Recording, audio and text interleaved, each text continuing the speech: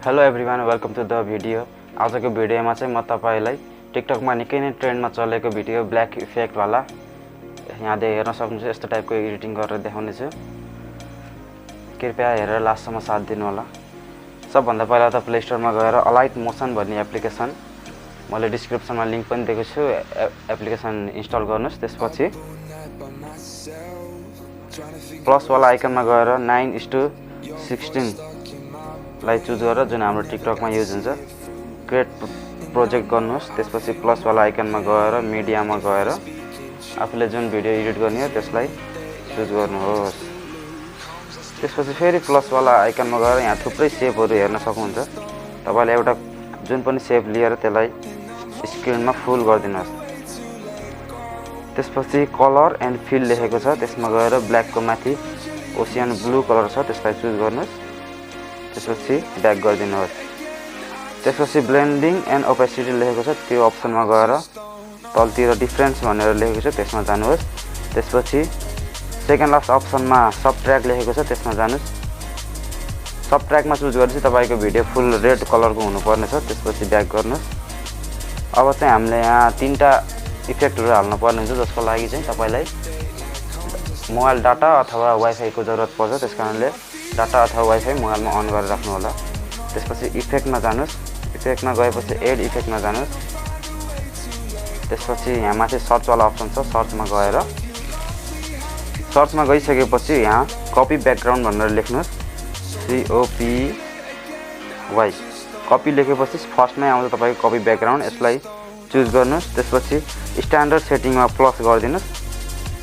यति गरेपछि एकचोटि ब्याकमा जानुहोस्। त्यसपछि फेरि इफेक्टमा गएर अझै एउटा इफेक्ट लिन पर्छ। तपाईले सर्चमा जानुहोस्। सर्चमा गइसकेपछि अझै एउटा इफेक्ट तपाईले एड गर्नुपर्ने हुन्छ, ग्लोसियन ब्लर, GAU।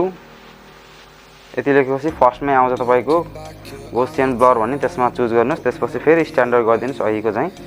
त्यसपछि अझै एउटा इफेक्ट तपाईले लिनुपर्ने हुन्छ, एड इफेक्ट गर्नुहोस्। सर्चमा जानुहोस्, लेख्नुहोस् gamma, GAMA, WMA। Exposure gamma भन्ने इफेक्टलाई तपाईले चुज गर्नुहोस्। त्यसपछि फेरि अहिले जस्तो स्ट्यान्डर्ड सेटिङमा जानुहोस्। यति गरिसकेपछि तपाईले अब यहाँ हल्का यो इफेक्टहरुलाई एडिट गर्नुपर्छ। एक्सपोजर गामामा जानुहोस्। एक्सपोजरलाई माइनसमा लगाउनुहोस् हल्का, तपाईलाई कतिको चाहिन्छ त्यही अनुसारले माइनसमा लगाउनुहोस्। म चाहिँ अहिले यतिकोमा राख्छु।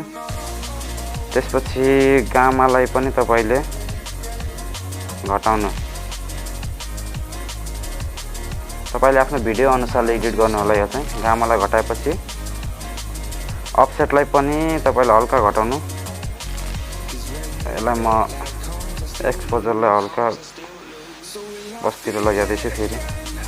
यति गरिसकेपछि एकचोटि ब्याक जानुहोस्, फेरि इफेक्टमा जानुहोस्। त्यसपछि गौसियन ब्लरमा तपाईलाई यसपछि तपाईले प्लस गर्नुहोस्, लगभग 300 भन्दा माथि प्लस गर्नु, 0.300 भन्दा माथि प्लस गर्नु। जति गरे पनि 300 भन्दा हल्का माथि हुनुपर्छ। यति गरेपछि लगभग तपाईको भिडियो ब्याक गरिदिनुस्। यति गरिसकेपछि भिडियो लास्टसम्म जानुस्। लास्टमा गएपछि यो वाला अप्सनमा क्लिक गर्नुस्, तपाईको इफेक्ट फुलमा जान्छ है त। यति गरिसकेपछि हाम्रो भिडियो एडिटिङ लगभग कम्प्लिट भइसकेको छ। मैले फाइनल रिजल्ट यहाँ हाल्दिनु छु, तपाईले हेर्नु होला।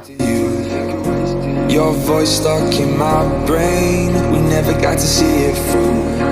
And I know I feel more pain if we're speaking truth.